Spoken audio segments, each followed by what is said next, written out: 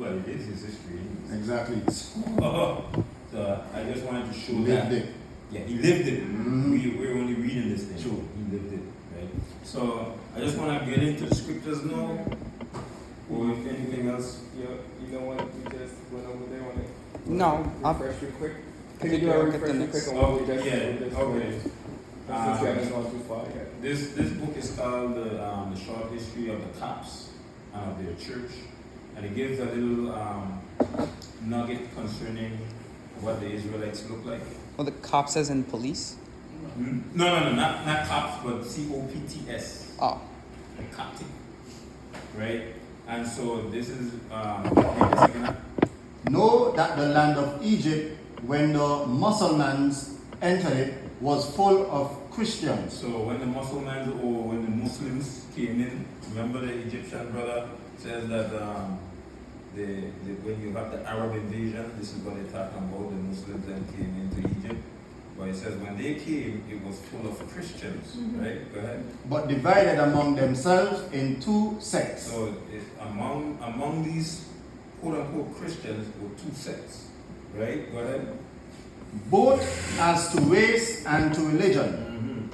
The one part was made up of men about the court and public affairs, all Greek, from among the soldiers of Constantinople, the seat of government of Rome. So therefore, the one set of the Christians, you have these what they call the Milkites, which mean those who are loyal to the government of Rome, who are made up of Greeks.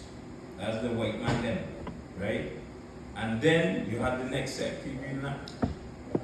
The government of Rome, their views as well as their religion were for all of them Melchites, That's what they were. loyalists. Loyalists, right? And their number was above 300,000. all Greeks, right? That's what it says, right? Let's read the other portion now. The other portion was the whole people of Egypt, Right. who were called Kit. Kick. The other set of people called Shabbat Shalom. Shalom. Welcome, welcome. Go again, man. Yeah.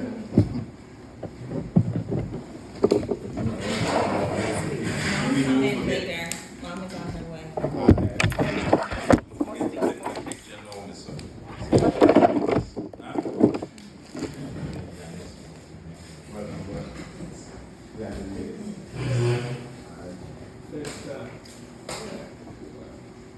Welcome, welcome.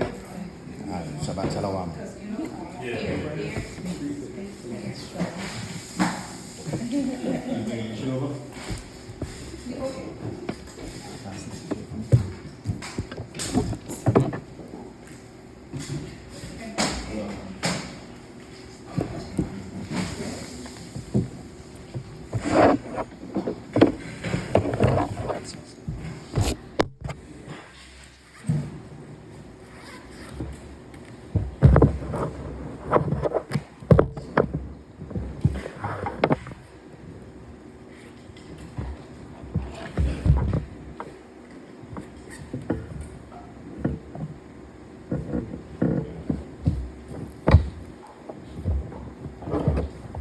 Alright, so we're doing going for a little history here, just getting a little nugget for this book. It's called The Short History of the Copts, CAPTS, and of their church. Right? So just okay. And of their church. So we just want to read this little nugget here. So we're going to start with what's in the history. And that's why it's over here. The history here. So we're going to break it down again. Come here. Shabbat Shalom. Welcome, welcome. Read this.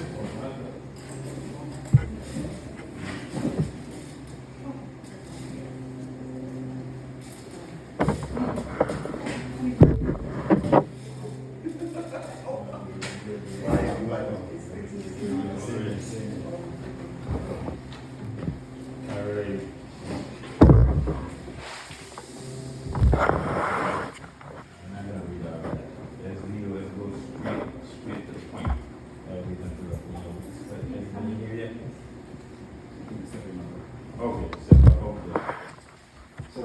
same area, no? Yeah, okay, no land. Know that the land of Egypt, when the Muslims or the Muslims entered it, was full of Christians. So when the Arabs then, what they call the Arabs or the Islamicists came in, Egypt, what they call Egypt today was full of Christians, right?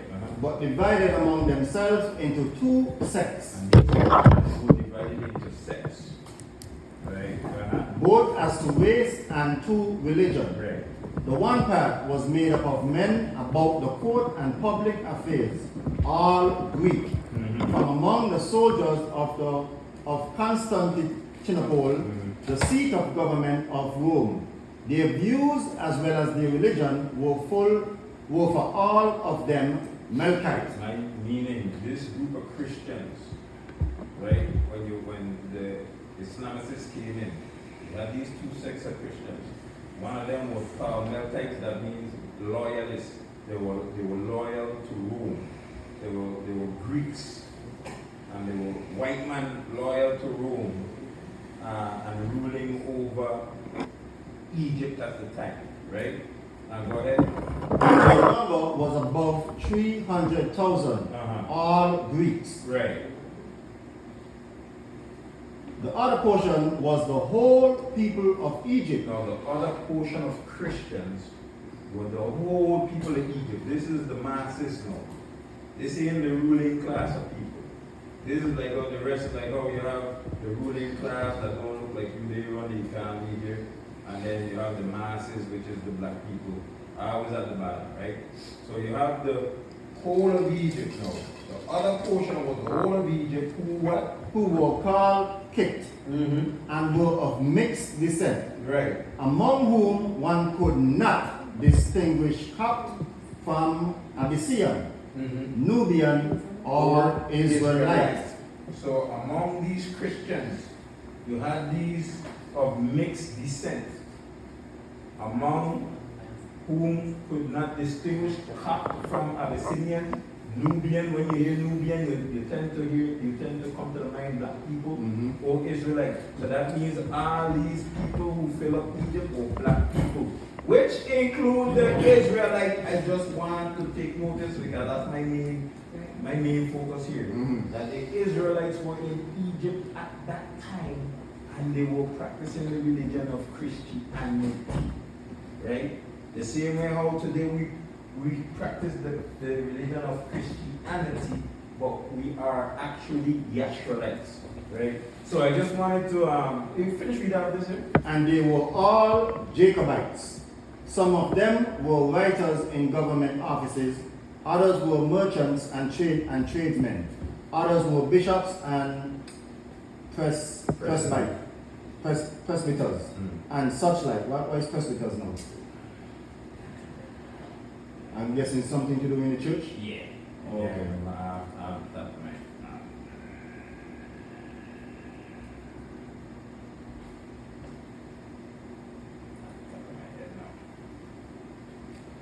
Okay, here we go. Presbyter minister from. Right here. Yep. And there. An elder minister of the Christian church. Okay. All right. So this is one of the books that are there to be read, that are part of the knowledge outside of our knowledge base concerning our history. So I just wanted to throw that little tidbit before we go into the scriptures. I know, and that this book is called, let me show you. Is it here? A short history of the Copts and of their church, by the Reverend S.C. Milan. So I'm just giving you the source. If you so choose, I can give you the information later on. But this is one of the sources that we have. So the Copts were really and truly Egyptians. Cops. Not bad boys, what you want to do. Dealing with dealing with cops.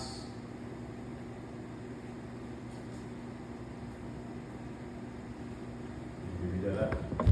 Coptic, no Romanized, Christian ethno religious group indigenous to North Africa, Right? Those are claps, right? Go ahead. who have primarily inhabited the area of modern Egypt and Sudan since antiquity. So that's the original, what they will call the original Christians, right? Until you have that's why you have different sects of Christianity, right? You have the original, and then you have the Romanized Greek version, right? So that's another whole thing altogether to get into. You don't have the time for that. So I just want to go into the scriptures now. We will read 2 Samuel 6. Now, before we do that,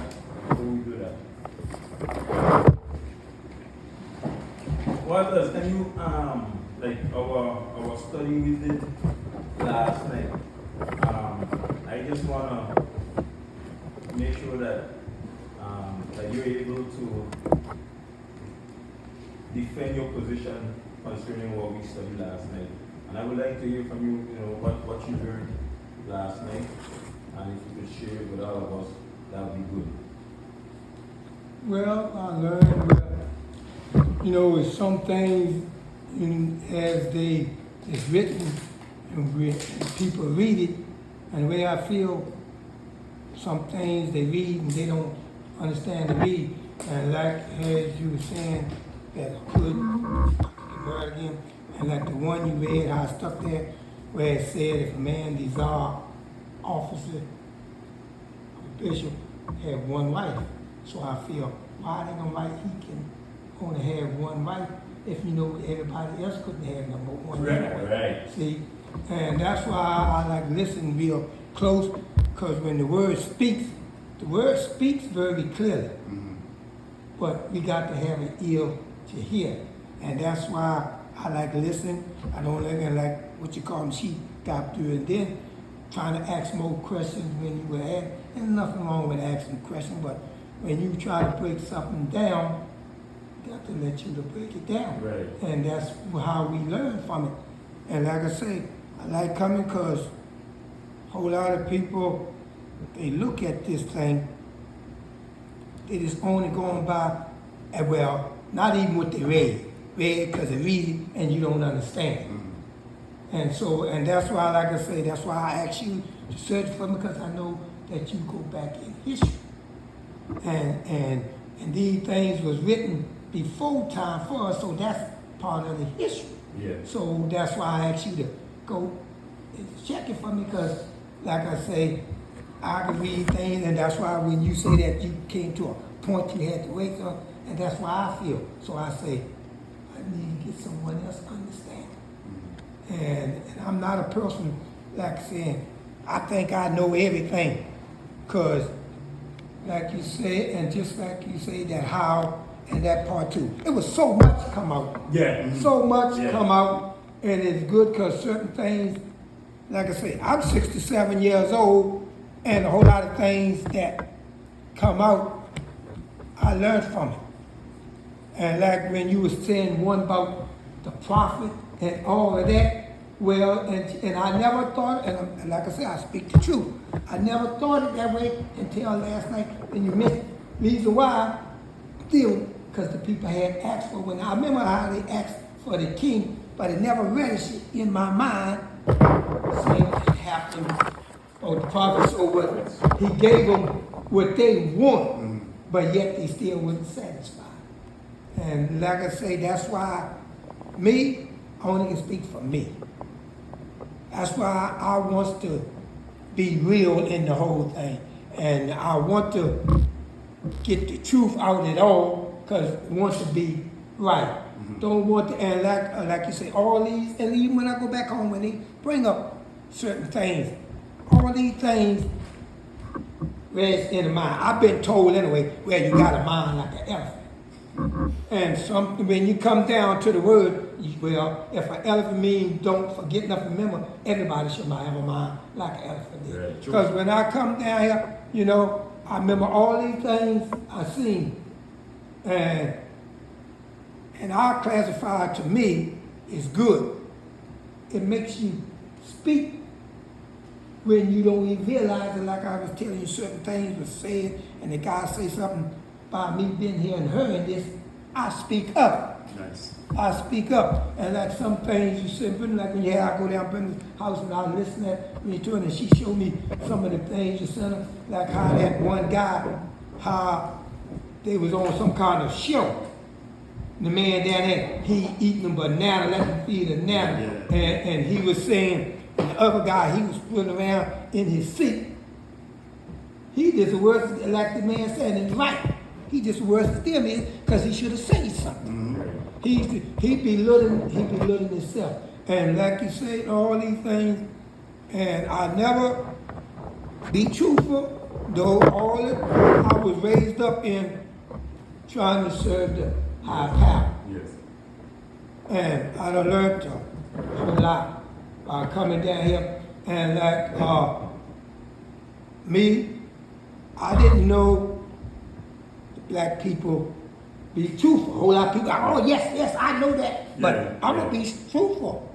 I didn't never consider that. But when you come out, as you say, backed up by words and the things you do, I don't say the whole lot, but when you get me talking, I talk. Because it's a whole lot, you know, the mind yes, store a whole lot. And that's why I was looking forward, you know, like to come to hear the thing, because like I say, when you go back and you bring out history and saying what all I do is point to you speaking the truth. Nice. It's point to that you're doing truth, because going back into history, and as you say, and the things that what are we going through, our foreparents caused for being disobedient. And then like you saying how they talking about them yokes and stuff, how we're looking at them. Yes. And you know, and I always heard that been said, but I never pointed to a certain group of people until, like I say, be truthful until I come down here and I heard you. Don't say no whole lot, but it's always that thinking. See, I live by myself. When you live by yourself, you do by yourself, your mind started working. Yeah. And you started thinking about things, what's really going on. Yeah. And me personally, your mind shouldn't think on nothing else better more than what is we here for today. Yeah. You know, whole lot of things, whole lot of people, well, like you say, they think about their belly, what to eat, but this is food for us, let us know where we come from Definitely. and where we going. Nice. And I feel that's very good, and that's why, like you say last night, you asked me time will stop off. It don't matter to me, because I feel it is possible for me to learn these things. And how are you gonna learn when someone try to teach you and you run? That's just like you, if you send your child to school, you send them out there and they deviate, don't go to the school, and he come home and you ask him what you learned today. And first thing they're gonna do is they're gonna start naming things. And then the first thing you're gonna tell them, say, well, show me something. Yeah. Show me some proof. Yeah. And if you ain't got no proof, then you can say, you lied to me. Yeah. And that's why I say when you back it up and when you saying you got proof in history, yes. Yes. And I know history will stir you up. Yeah. Like I was telling you when I went to the museum up in Washington, D.C., and like I said, I like going to museum because I'm a person that never was no party person. No. Never had, when I used to go to places, it was with my brothers. When they go in a club, I wasn't in there, but I would go just for them. Yeah. Sit back in the corner, make sure that they wouldn't get hurt, or they wouldn't hurt nobody else, or they wouldn't get hurt. But that's why I say, last night, when you say what time I want, and I meant it. Yeah. To my heart, it didn't matter.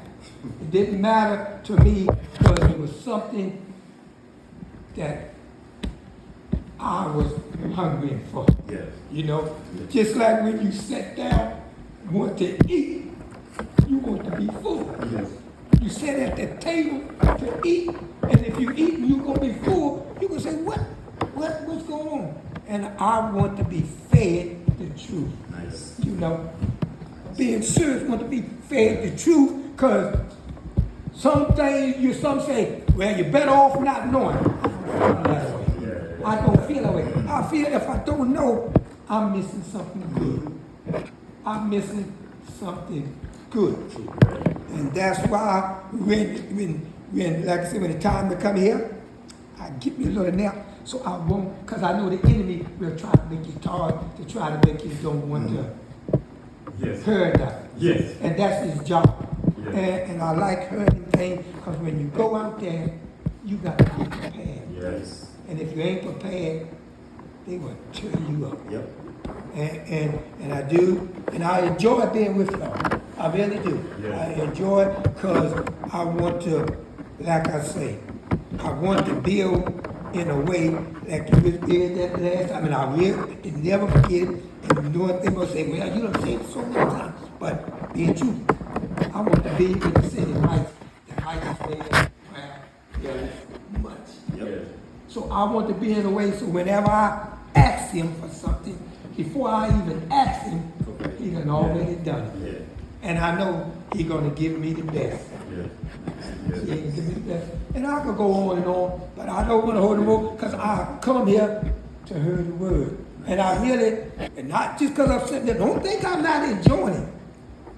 Because I sit here and I enjoy it. I enjoy it and I ask certain things, and I know Ben say what you think.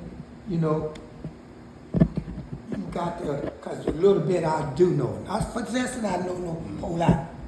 You know, you have to sit and listen to get the understanding. And if you don't get the understanding, you're in bad shape. You're in bad shape. And that's why I say I thank you. Take the time, because I was in a spot where I was hungry. I was hungry. And I was starving. Yes. You know, hungry and starving is two different stages. When you're starving, you're in really bad shape. That's close to death. Yes. Close to death. And I don't want to die not full up with him. Right. If I die, I want to die full up with him. Yeah, nice. Because he came and made the way for us. Made the way. And one good thing, he didn't leave us ignorant. Just like I said, he has someone to reveal these things to us. Yeah. You know, but it's up to us to accept it. And Yes. and that's where I want to be. I want to accept all of it. Nice. All of it. And that's why I listen. That's why I don't mind him, so I won't be down there where I won't hear it, but I want to hear everything. And I keep my eyes in them, but I keep my eyes on and trying to hear right much. Good. And some people, they come try to find fault. That's not me. Some people come in the midst of you, try to pull you down. And that's not me. I come to learn to get stronger, you know.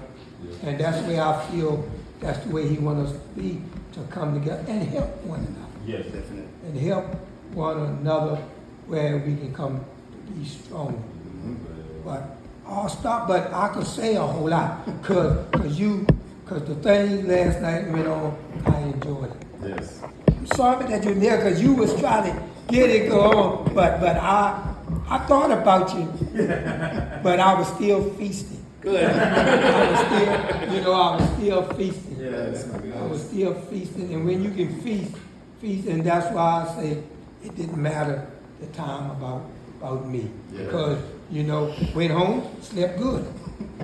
Woke up this morning, and, you know, and it's still on my mind. And the reason why, because when someone take the time out to do something for you, you should appreciate. Because I noticed in lifetime, people do things for people, and I have, and they don't show no appreciation.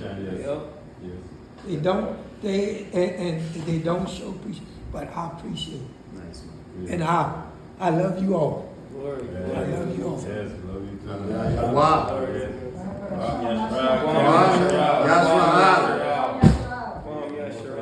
Yes, we really appreciate you, everything that you just said. Definitely. And I appreciated the fact that you trust me enough to search this thing out for you.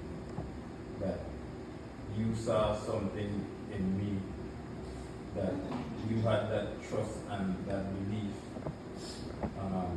Even though I myself didn't have that trust and belief, you had that trust and belief that I would be able to find something on your behalf. And when I started out, I'm not gonna lie to you, I started out confused because I had a set belief already. And like I said, my set belief is listen, Bible says once you get divorced, that's it, you're done for, you can't get remarried. And anyone getting remarried with that other person, you committed adultery. Point blank, that's it, done. Right? That's it. That was my belief. But when you asked me to do that, and I started to study the scriptures now into that particular subject matter, I can't, how long ago was it that you asked me? What? About, 2 years ago? 2 years ago, something like that? And- Yeah, that's all I can do. It's been 2 years, but like I say, I was being patient because Yeah. I know you go back in history, and like you say, you doing, and I say because I know I had a feeling what I want to do, but I don't want to work on my feeling. Feeling, right. I want to make sure it's true, and but I kept going back, but I wasn't satisfied, and the kept saying same thing, and I wasn't satisfied. Right. So, and that's why and like I said again, thank you very Yes, much. yes. 'Cause- and I figure, and I say, you go back in history. I told Bill, I said, he go back in history. And then when I went to that museum and I found history, I said, yes, it's good to know. Yep. It's good to know. And like you say, they don't want you to know. Want to keep it hidden from you. Yeah, right. And when you don't know, Right. they can tell you anything. Exactly. Right. And so when you set me on the path, right, it challenged my ideology. It challenged what I believe. And then when I went into the scripture and I started seeing certain things, now the Bible started to mash me up again. I haven't gotten mashed up for a while. I thought I was good with the scriptures, but I saw that I was still misunderstanding this book.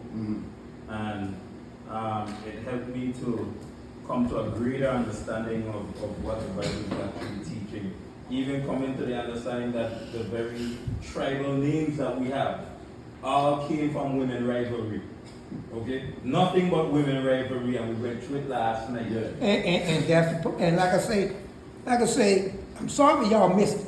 Yeah. In my point, it was very interesting to me, and that was one too when you was talking about the Vivi, and I know for a certain when they call the name, and when you call my hard change, I said, wow.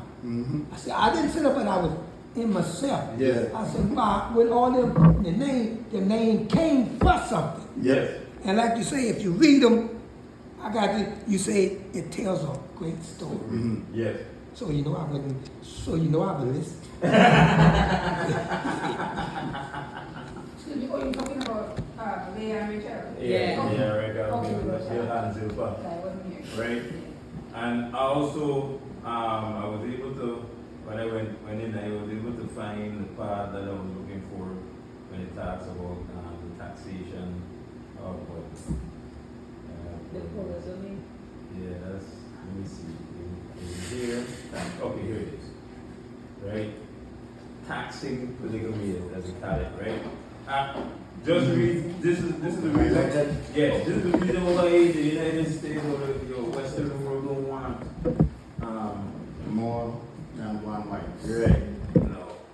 If you read this thing, alright, start from Start from this. this article. This article looks at joint filing through the lens of polygamy. Polygamy stretches joint filing beyond what it can handle. That's right. It stretches it beyond what it can handle. It messes up your system, right? Continue. While the current tax rates could accommodate some No, see. same-sex couples Mhm. without any substantive changes, Mhm. applying the current married filing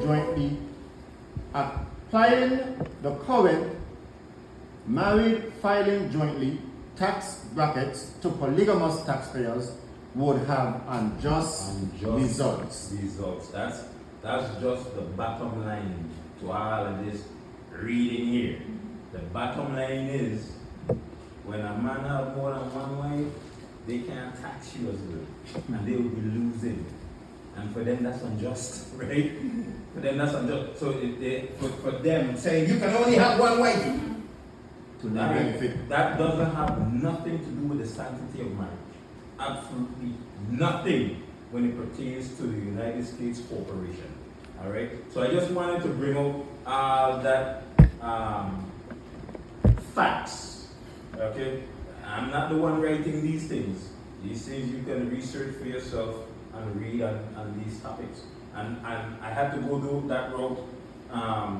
Not only getting the scriptures, but likewise dealing with the statutes that we're under, and why do they say it's unlawful for a man to have more than one wife? And I want to know, okay, so why is it unlawful? What's the great evil?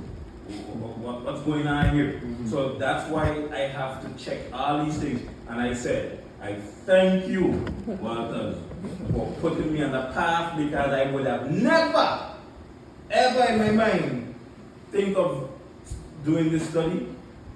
I would have never received the information and the understanding I have today. I would have never been able to marry the two concepts of having more than one wife to a person being divorced. I would have never been able to, in my mind, bring those things together. But because you have put that task on me and commissioned me to do that, I really have to thank you for asking me to do it, because I felt honored that you asked me, to be honest. I felt real honored that you really trusted me so much that you would ask me to do so. It took a while, but I praise the Most High Yahweh that we received the answers of it. I say again, thank you for it, and I appreciate it, because I used to go down Brenham and you have, and we were listening, and so one time I thought maybe you was coming out then. But I said it didn't, and I know it was trying to get me to be impatient. Yes. But see, get patient, it's good. Yeah, it is up. And like I was saying, I don't know if I mentioned it last night, but even when you came, I still didn't have my full answer. I still wasn't like solid. I had my stuff together, but in my mind I wasn't solid with, with what I received until while I was going through it. If you notice, I had to start taking notes myself. I didn't have this in my notes. Let me start writing notes too, because as we were going, it's like we're bringing information, and then I was just talking, and I said, okay, let me take this notes here too. Okay. So I have to really update my notes, because I've learned even some more stuff as we were going through last night. So praise the Most High Yahweh. So we're gonna go into where's the last First Samuel, second Samuel chapter 16 was the last that we did, so we should be going to 7. Okay. But you wanted to touch base on about when and if marriage takes place, the customs that we need to avoid. Oh, okay. Well, sure. Yeah, well, I know according to their customs, we're supposed to use a ring, basically to show that we're joining as one, but according to our customs, a ring is not supposed to be used. Well, not the one on the finger at least, because like they say, that could be taken off and hidden, but in our culture, it's supposed to be a nose ring for the woman, because even though she take it out, when a man sees her, he could still see that her nose is pierced, and that will let him know she was married for or she is married. Because a ring and a finger, you could easily split that off, try to the side. But once you know this space, it'll be hard for a lady to say that she's not married. So that part, and also the custom of this thing, a man kneeling down to take off the stuff off of the lady's leg. All that is worldly stuff that we need to avoid. So if you do go through the process to get married, yeah, you need to be careful of the current custom, not to do a lot of the things what they do. So then, in like today's society, right? Do you just not get a ring at all, or because suppose your wife doesn't want a nose ring, and suppose you don't even want your wife to have a nose ring. So do you just go with nothing, or I mean, is a ring on the finger all right, or like what's the? Well, Are there any options? I can't remember the history top of my head where the practice of the ring comes from. I can't remember right now. I'm gonna look for it, but then it will have to take time for me to get it back. But in all actuality, when Yahweh brought Hawa, we call it Eve to Adam, the ring came down from the Shamayam. I give you this one. And then that ring just went on her finger and his. No, that didn't happen. So you don't need a ring, right? You don't need a ring. Like I said, I can't articulate myself on that right now because I can't remember the history. But a ring isn't necessary, and yes, that was another custom with the nose ring and stuff like that. But even all of that isn't necessary. You know what's necessary? You keeping your oath and don't swear falsely. Right. That's what's necessary, right? Because no man would be able to trouble a woman who's keeping her oath. Yeah. And no woman would be able to trouble a man who's keeping his oath. That's what's necessary. That's true. Because when Yahweh gave Hawa to Adam, Adam says, "This is bones of my bones and flesh of my flesh, and she shall be called woman because she came out of man. And the two shall become one flesh." That was it, right? That's my wife and her husband, and that's all that's needed. Keeping your oath and not swearing falsely. That is what's required. Now today, getting a ring is commercialized because if you don't give me a $35,000 ring, you love me. Right? Get out of here. You're not even getting a dollar ring. Understand? Not from me. I'm not doing that nonsense. Right? That means you're in it for the dollars. I've watched court cases where brother man give his woman what $35,000-$45,000 ring, right? And there whatever some celebration they were having. What he found her doing? Found her in the pool having sexual intercourse with the best man and with the bridal maid. Okay? I'm in the pool, they having their threesomes. And you know what? My wife? Yeah, my wife to be. Yeah, take back his ring back. Right? She kept it. Didn't want to give him back his ring, his expensive ring. Now they had to go to court. And they went to court and she said, "Well, no. I don't think I have to give it back." And turned out that brother man brought in a witness, which is another man she did the same thing to. Okay? That other man didn't get back his ring. So she was trying to take this ring also. And so he got his ring back. Right? From that court case. Seeing that this said that's a practice that she's doing. Yeah. And the judge wanted to know how you such a low life woman, how you get these quality men. Right? But it's just about the dollars and the status. Who says these women really love you? See, the wrong thing to do when you're courting a woman, so called it, I mean really into this woman, because they just want to get from you, is to show that you're going to spend on them. If that's the case, just know you have to always be spending. Yeah. And when spending falls short, I'm gonna leave you and find somebody else. Because you see, he ain't coming up and he's not doing what he used to do. Like he ain't got it no more. That's the type of mentality we have with the modern women today. Right? So when you get caught up with the commercialization of wedding rings, right, you're putting yourself up in a trap.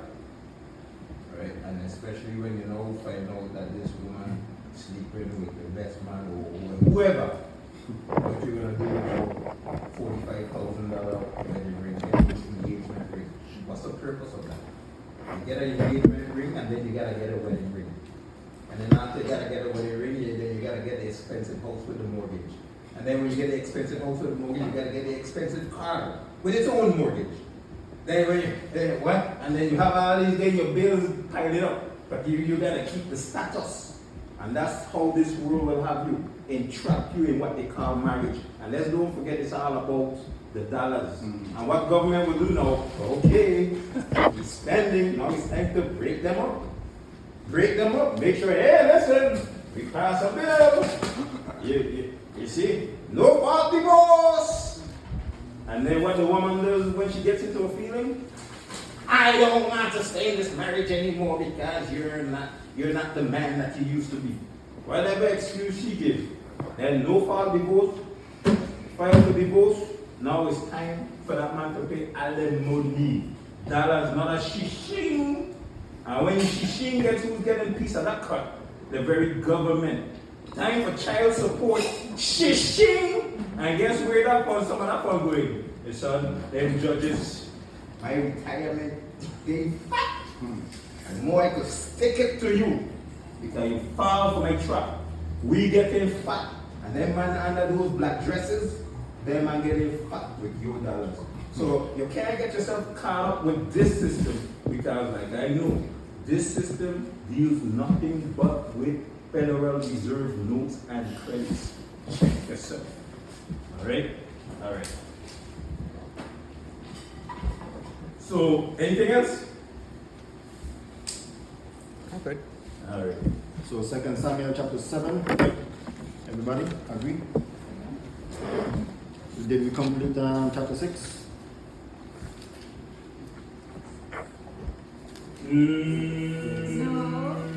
We didn't do chapter 6. So we gotta do 6. No, We did not? The Ark of the No. Covenant. we did So, that. 2 Samuel chapter 6 then. According to my notes, I had it here, but since everybody don't remember doing it, we might as well read it Yeah, over it's again. 5. But we did No, 5, we right? finished Yeah, that. it's We 5. did 5, okay. So 2 Samuel, we finish it? No, let's do 6. Okay. I don't remember. With Martha, or when he danced. No. When it took, no, we didn't do that. And when Uzzah got hit, no, we didn't do that. We didn't do that. But we did 5 for sure. Yeah. It's 5 for sure. I can remember 5. Okay. So 2 Samuel chapter 6.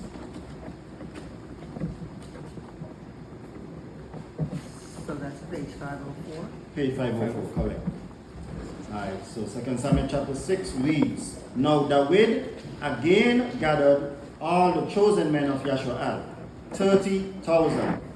And David rose up and went with all the people who were with him from Baal Yehuda to bring up from there the ark of Elohim, that is called by the name Yahweh of hosts, who dwells between the cherubim. And they placed the ark of Elohim on a new wagon, and brought it from the house of Abinadab, which was on the hill, and Uzzah and Ayo, sons of Abinadab, were leading the new wagon. And they brought it from the house of Abinadab, which was on the hill, with the ark of Elohim. And Ayo was walking before the ark. And David and all the house of Yashaal were dancing before Yahweh, with all fir wood instruments, and with lyres, and with harps, and with tambourines, and with sistrums, and with cymbals. And when they came to the threshing floor of Naaman, Uzzah reached out toward the ark of Elohim and took hold of it, for the oxen stumbled And the wrath of Yahweh burned against Uzzah, and Elohim smote him there for the fault, and he died there by the ark of Elohim. And David was displeased because Yahweh had broken out against Uzzah, and he called the name of the place Peretz Uzzah until this day. And David was afraid of Yahweh on that day, and said, how shall the ark of Yahweh come to me? And David would not move the ark of Yahweh with him into the city of David, but David turned it aside to the house of Obed-Edom the Gittite. Of Obed-Edom the Gittite. So Obed-Edom is a full name? How that one go? Yeah, Obed-Edom.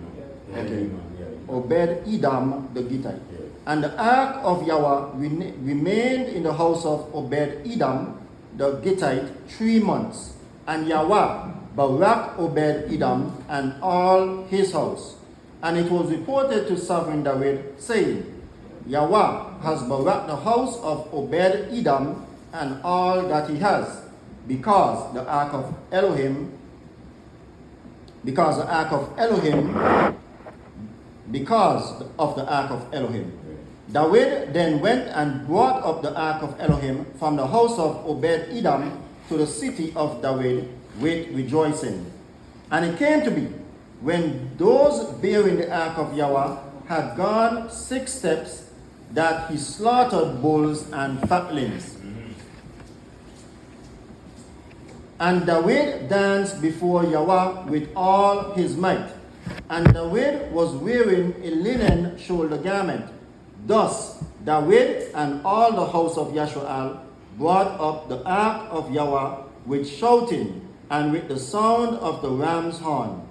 And it came to be, when the ark of Yahweh came into the city of David, that Michal, daughter of Shaul, looked through a window and saw Sovereign David leaping and dancing before Yahweh, and she despised him in her heart. So they brought the ark of Yahweh in and put it in its place in the midst of the tent that David had pitched for it. And David brought burnt offerings before Yahweh and peace offerings. And when David had finished bringing burnt offerings and peace offerings, he baraked the people in the name of Yahweh of hosts. And he apportioned to all the people, to all the crowd of Yashual, from man even to women, to each one a loaf of bread and a measure, and a cake of raisins, and all the people left, each one to his house. And David returned to Barak his household, and Michal, the daughter of Shaul, came out to meet David, and said, how esteemed was the sovereign of Yashual today, uncovering himself today in the eyes of the female servants of his servants, as one of the foolish ones shamelessly uncovers himself. So David said to Michal, before Yahweh, who chose me instead of your father and all his house, commanded me to be ruler over the people of Yahweh, over Yashual. So I danced before Yahweh, and I shall be even more slight than this, and shall be humble in my own eyes. But as for the female servants of whom you have spoken, by them I am esteemed. And Michal, the daughter of Shaul, had no children to the day of her death. What are burnt offerings? What are burnt offerings? Burnt Burnt Burnt offerings. offerings. B-U-R-N-T. Burnt offerings. That's in Leviticus. Go to the book of Leviticus.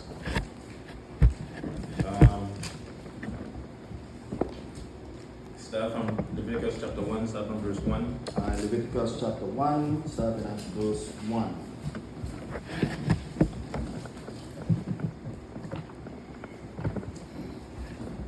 And it tells us, and Yahweh called to Moshe and spoke to him from the tent of appointment, saying, speak to the children of Yasharal, and say to them, when any one of you brings an offering to Yahweh, you bring your offering of the livestock, of the herd or of the flock.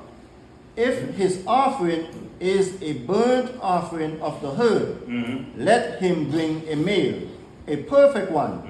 Let him bring it at the door of the tent of appointment for his acceptance before Yahweh. And he shall lay his hand on the head of the burnt offering, Right. and it shall be accepted on his behalf to make atonement for him. Right.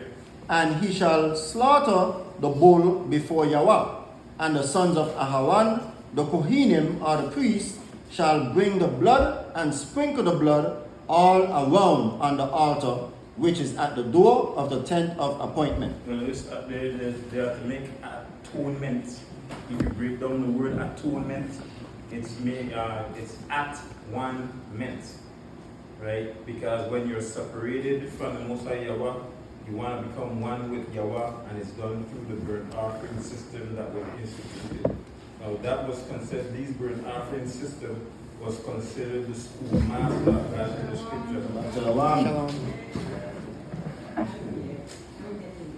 Welcome, welcome. Let me see.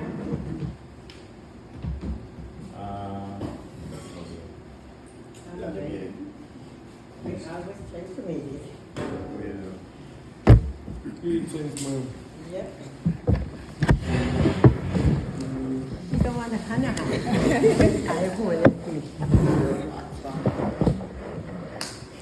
That's I always want, when you see this, come. So when you get to do like that. All right. Yeah, man.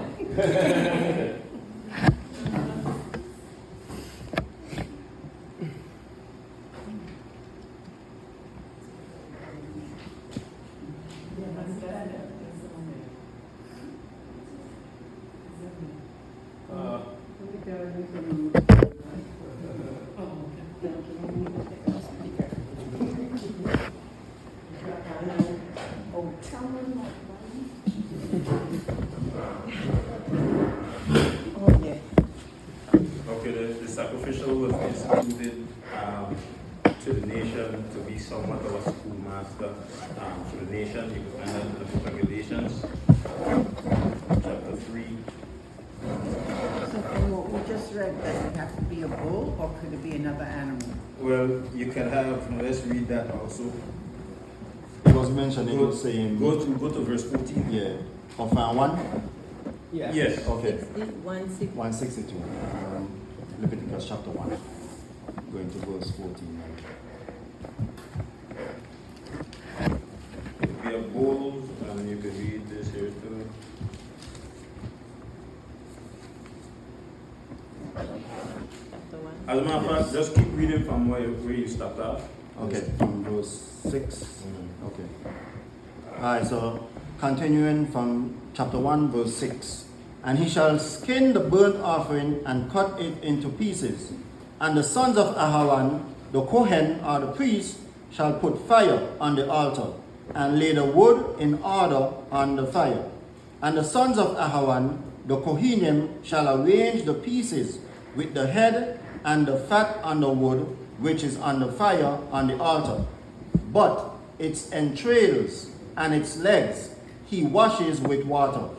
And the Kohen shall burn all of it on the altar as a burnt offering, an offering made by fire, a sweet fragrance to Yahweh. And if his offering is from the flock, from the sheep, or from the goats, as a burnt offering, let him bring a male, a perfect one, and he shall slaughter it on the north side of the altar before Yahweh. And the sons of Aharon, the Kohanim, shall sprinkle its blood on the altar all around. And he shall cut it into its pieces, with its head and its fat, and the Kohen shall arrange them on the wood which is on the fire on the altar. But the entrails and the legs he washes with water. And the Kohen shall bring it all and burn it on the altar. It is a burnt offering, an offering made by fire, a sweet fragrance to Yahweh. And if the burnt offering of his offering to Yahweh is of birds, then he shall bring his offering of turtle doves or young pigeons. And the Kohen shall bring it to the altar, and shall wring off its head, and burn it on the altar, and its blood shall be drained out at the side of the altar. And he shall remove its crop with its feathers, and throw it beside the altar on the east side into the place of ashes. And he shall split it at its wings, but not sever it. And the Kohen shall burn it on the altar, on the wood that is on the fire. It is a burnt offering, an offering made by fire, a sweet fragrance to Yahweh. And that ends Leviticus chapter 1, burnt offerings. So the burnt offering can be from the flat or it can be bruised. The proper bruise. And like I was saying before, that system was introduced to the nation to make atonement for them in order to keep them close to Most High Yahweh. And it was instituted for a reason, right? Today, all that would be called voodoo.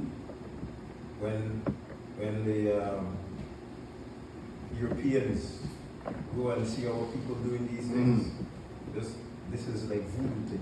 Yeah. They're chopping up birds, ringing the neck and sprinkle blood here. They call it voodoo today. And even one of the so-called Jewish rabbis says, you know, without their oral Torah, all these things written in here is voodoo to them, right? So when you read these things and you see our people practicing these things over in Africa or wherever, it's IT, they call it voodoo, right? Now our people are using it wrong, but when Yahweh instituted, it was to have an atonement for the people. And like I said, let me go to Galatians chapter 3. Galatians chapter 3, page 1689. How often would they do the burnt offerings? Was this just on like Every day. special every day? Every day. It was seen every day. Yeah. Yeah. Every day, and also just to have that sense of connection to the Most High, just we do the burnt offering every day. Galatians chapter 3. 1693 or 94 for y'all? 95 for us. But isn't that also for remissions of sins? Chapter 3 says? Yeah, you have sin offering, burnt offering, civil offering, drink offering, these different offerings. You know, the burnt offering isn't necessarily sin offering and so on and so on. Mm-hmm. There's work involved. Chapter 3. Chapter 3, verse, let me start from, why then, go to verse 19, start from verse 19. 19, okay. Okay, it says, the question is asked, why then the Torah was added? Okay. Galatians chapter 3, going to be starting from verse 19. 1695, you said to 96 now. 1696. There you are. 160. Aye. 16. 1696. As a matter of fact, Start earlier. start earlier because I want to choose. Alright. Start,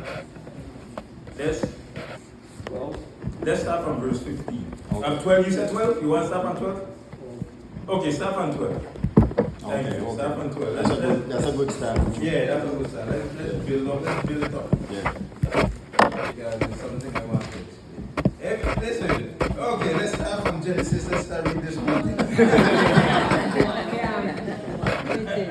Chapter 3, start from verse 12.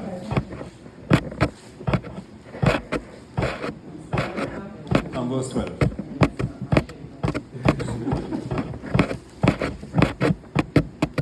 Everybody there? Chapter 3, from verse 12. So Galatians chapter 3 from verse 12 tells us, and the Torah is not of belief, but the man who does them shall live by them. The Torah is not of faith. Not of belief. Read that again. Where is that? 12, right? Verse 12. Right. And the Torah is not of belief, Right. but the man who does them shall live by them. That's right. Go ahead. Messiah redeemed us from the curse of the Torah, having become a curse for us. For it has been written, cursed is everyone who hangs upon a tree. In order that the barakah or blessings of Abraham might come upon the nations in Messiah Yahushua, to receive the promise of the Ruach through belief. Brothers, as a man I say, a covenant, even though it is man's, yet if it is confirmed, no one puts it aside or adds to it. But the promises were spoken to Abraham and to his seed. He does not say, and to seeds of as of many, but as of one, and to your seed, who is Messiah. Now this I say, Torah that came 430 years later does not annul a covenant previously confirmed by Yahweh in Messiah, so as to do away with the promise. So it talks about Torah that came 400, and that's what it talks about. Remember when it talks about 400 years and 430? In Galatians, this deals with the Septuagint that deals with the 430 years. That's dealing with being in the land of Canaan and being in the land of Mitzrayim. Okay. Right? So after they came out of Mitzrayim, the law was added according to what the scripture says. Now, question, because in how Shaul have it written, it's just saying the Torah, instructions, blah, blah, blah, right? So it makes it seem like, because this is how I hear the Christian church teach it. Well, the 10 Commandments was added 430 years later. So that means there were no commandments prior to that. There were no commandments from the time of Adam.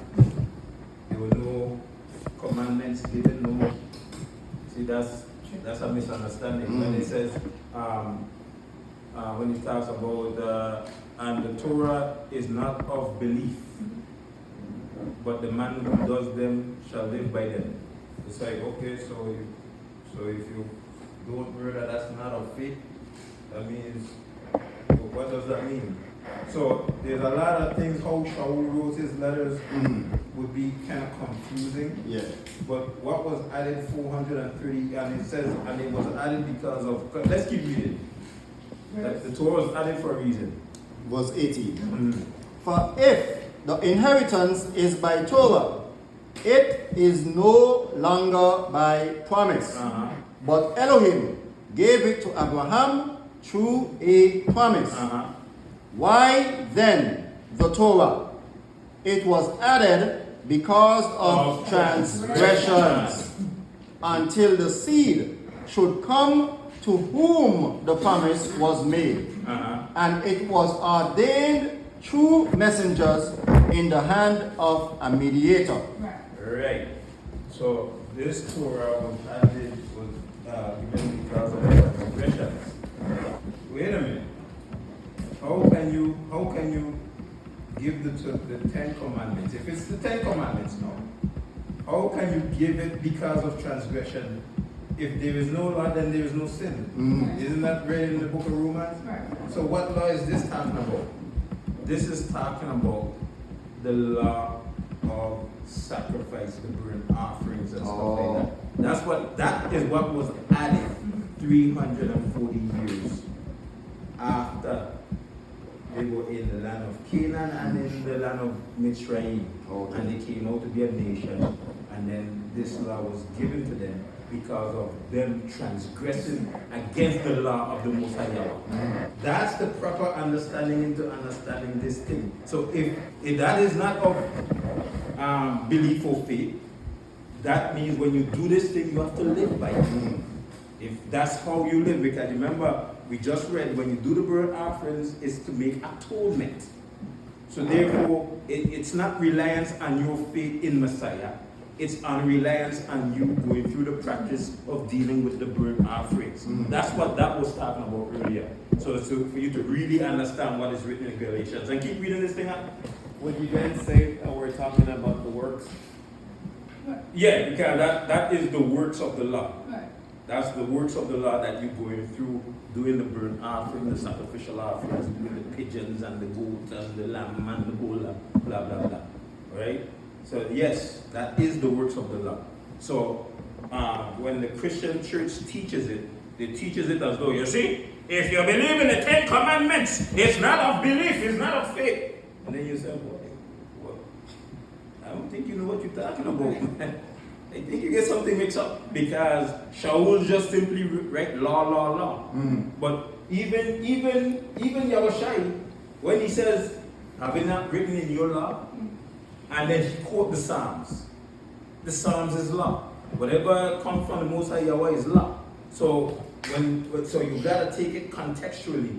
Which law is this thing talking about then? Well, this is talking about the sacrificial law. And let's keep going, because it was added because of transgression. So the commandments were added because people weren't doing the burnt offerings?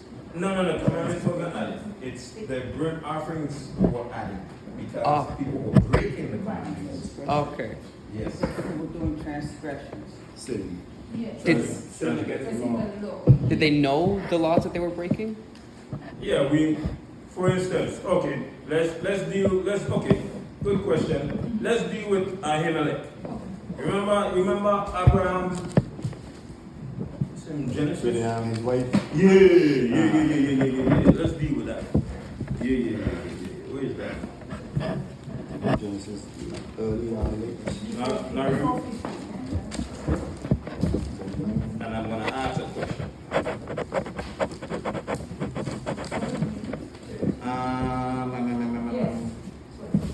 12. 17 if you want.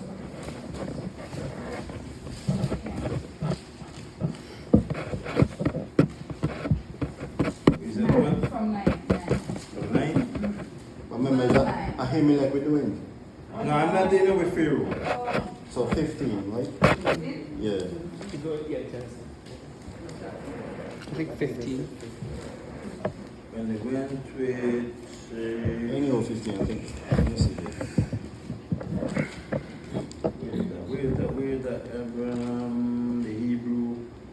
Okay, I have- 13. I have- Abraham Hebrew is 13. I have Abraham with 14, 13. Pharaoh here. 14? 14, 13 is Abraham, the 14, 13.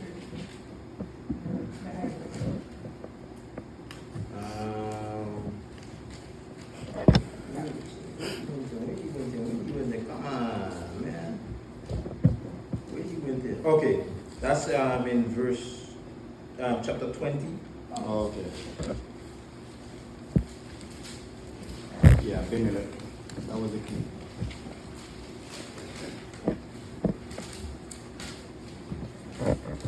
Starting at with 1.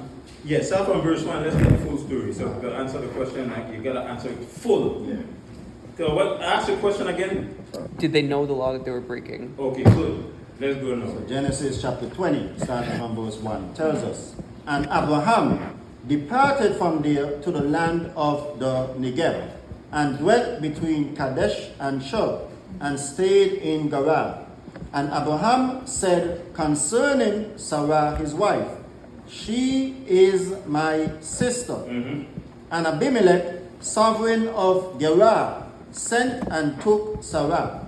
But Elohim came to Abimelech in a dream by night, and said to him, See, you are a dead man, because of the woman whom you have taken, for she is a man's wife.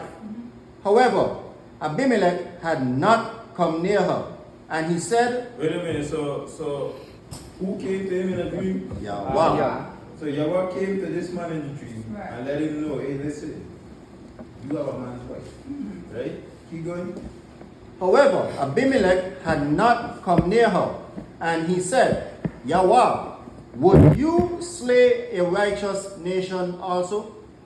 Did he not say to me, She is my sister? And she, even she herself said, He is my brother. In the integrity of my heart and in the innocence of my hands, I have done this. And Elohim said to him in a dream, Though I know that you did this in the integrity of your heart, and so I kept you from sinning against me. For this reason, I did not let you touch her. Wait a minute. Okay, keep reading, keep reading. And now return the man's wife, for he is a Nabi, and let him pray for you, and you live. But if you do not return her, know that you shall certainly die, you and all that are yours. So Abimelech rose early in the morning and called all his servants and spoke all these words in their hearing, and the men were greatly frightened. And Abimelech called Abraham and said to him, What have you done to us? In what have I sinned against you, that you have brought on me and on my reign a great sin? You have done matters to me that should not be done. Question. Did they know? Wait a minute. My question. Is this before or after the Ten Commandments? Before. Wait a minute. So how they know they're sinning? Well, because you could argue that Yahweh came to them in a dream and told them not to do this because you were sinning. So therefore, it's a law that man should know that, right? Well, yeah, okay, yeah. So there are laws that men should know. Like, for instance, don't murder. I feel like that's something that's just generally people understand. It's an objective law. Yeah. Yes. So are those the only laws that they had? Those are not the only laws, but your question was, how do they know that they were sinning? Yeah. Is that the question? Yeah. Because they know they were sinning because they know of objective law. When Adam was created, don't you think he had laws given to him by the Most High Yahweh? Mm-hmm. So therefore, these would be laws that were not written on stone, but were objective laws that would be understood throughout all mankind. So that's why, and even before, you had Pharaoh before Abimelech. I just choose to go to Abimelech. But even Pharaoh, as a matter of fact, let's check out Pharaoh. Back to 12. Yeah, I want to get back to 2 Samuel, but let me get back to finish reading off about the laws. Genesis. Yeah. But let's deal with Pharaoh. Uh-huh. No. I'm going to deal with that. But questions come up, so I'm going back to deal with finishing off with Lydia. Where is Genesis 12. Genesis is 12, right? With Pharaoh. Yeah, Abraham and Pharaoh. Yeah, that's 12. Start from verse 12. Okay. Genesis chapter 12, starting from verse 12. No, start from 11. 11, okay. And Genesis chapter 12 from verse 11 tells us, And it came to be, when he was close to entering Mitzrayim, that he said to Sarai his wife, See, I know that you are a lovely woman to look at. And it shall be, when the Mitzrites see you, that they shall say, This is his wife, and they shall kill me, but let you live. Please say, You are my sister, so that it shall be well with me for your sake, and my life be spared because of you. And it came to be, when Abram came into Mitzrayim, that the Mitzrites saw the woman, that she was very lovely. And Pharaoh's officials saw her and praised her before Pharaoh. And the woman was taken to Pharaoh's house. And he treated Abram well for her sake. And he had sheep and cattle, and male donkeys, and male and female servants, and female donkeys and camels. But Yahweh plagued Pharaoh and his house with great plagues because of Sarai, Abram's wife. No, he didn't talk to Pharaoh. Drop some plague on him, right? And keep reading that. And Pharaoh called Abram and said, What is this you have done to me? Why did you not inform me that she was your wife? Why did you say, She is my sister? And so I was going to take her for my wife. Look, here is your wife. Take her and go. And Pharaoh commanded his men concerning him, and they sent him away with his wife and all that he had. So these were not Yeshurunites. This is a Mitzrayim. But yet he knows it is wrong to take another man's wife. That is objective law that has been passed on to all nations. Because all nations came from the one man Father. And these are laws that people would know without needing the 10 Commandments. But the 10 Commandments was given to a specific people, which is the nation of Yashua, that they may have it encoded, right? Just like how we have the different titles and sections of your criminal laws and civil laws and stuff like that. You have it written. So it wasn't just something that is just objectively known, but it was also encoded for the nation of Yashua, that they may teach the other nations these things. And I want to get back to Lydia. What's going on? Now, had he known it was his wife, he still would have taken him, he would have killed him. That's an assumption. That's an assumption on Abram's part. That's not factual. That was just his fear. He just believed that. That's what he thought, right? So when we go back to Galatians now.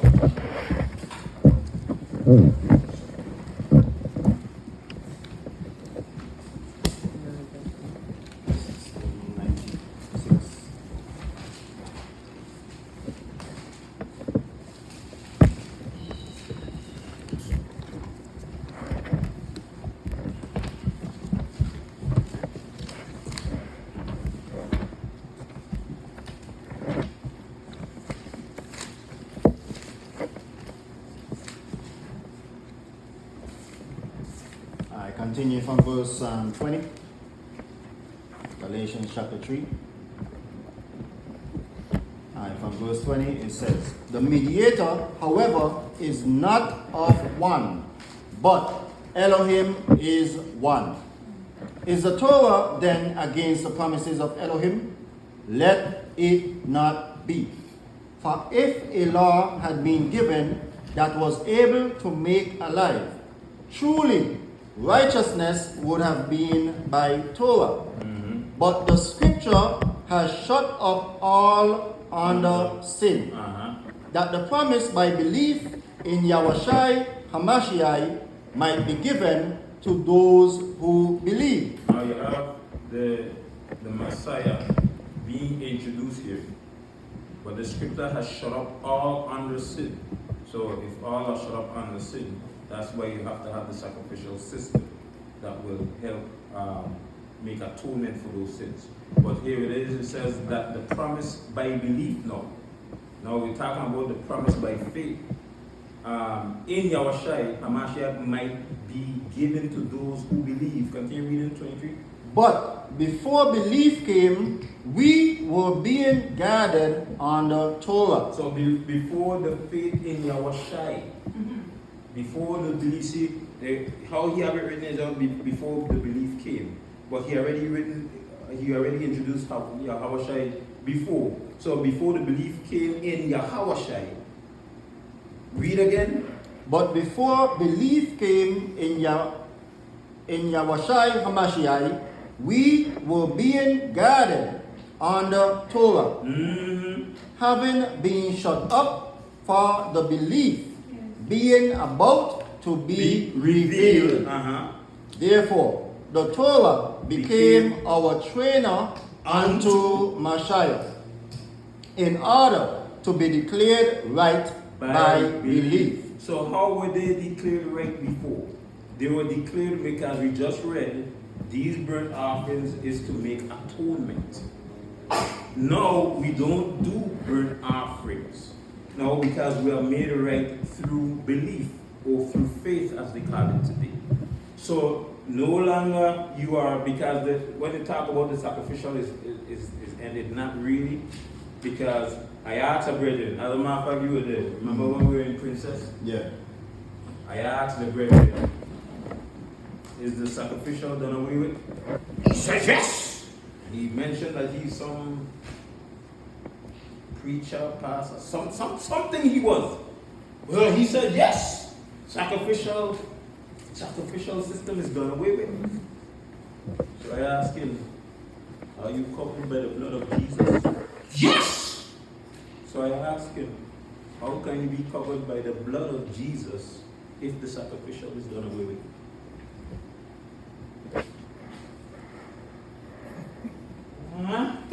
Never thought about that. Because Yahushai was sacrificed and his blood was shed, just like the animals that were sacrificed and their blood was shed. Yep. Sacrificial system has not been done away with. It just was changed from the animals to Yahushai. We still have the sacrificial system. Or else please don't claim the blood of Jesus. Don't claim it because it's done away with. Alright? So when he realized he'd been mashed up, couldn't say nothing. Because what happened is that a lot of us quote scriptures, but we don't understand what we're quoting. Me, I can't quote scriptures. I just got a lot of people, they man could just stay there and quote scripture, blah, blah, blah. I can't do that. I need the book. Okay, see that? Bam, bam, bam. But I want to understand what this book is telling me. So the quoter didn't know what he was quoting. But when he quoted it, I know exactly what he was quoting. And I showed him he didn't understand what he was quoting. So the trainer, the sacrificial system, like I was saying before, the burnt offerings and all of that, it was really just the trainer to train the people to point them towards Yahushai, because the law was a shadow of things to come. And who was to come? Yahushai was supposed to come, the Messiah, in whom they must have their trust in. Keep reading this thing up. Verse 25. And after belief has come, we are no longer under a trainer. See that? You're no longer under a trainer. You don't have to be trained. Well, this is to make atonement. You bring the bull, the priest cut it up, take out the entrails, do all of that, wash it. Don't have to be under that trainer anymore. Keep doing that. For you are all sons of Elohim through belief in Mashiach Yahushai. That's right. For as many of you as were immersed into Mashiach have put on Mashiach. Okay, so that's where to answer your question in full. So thank you. You're welcome, my dear sis. All right. So was there anything else, or we could go back to the second Samuel? Alright, back to 2 Samuel chapter 6. You will finish reading it and then do the part with it. Right.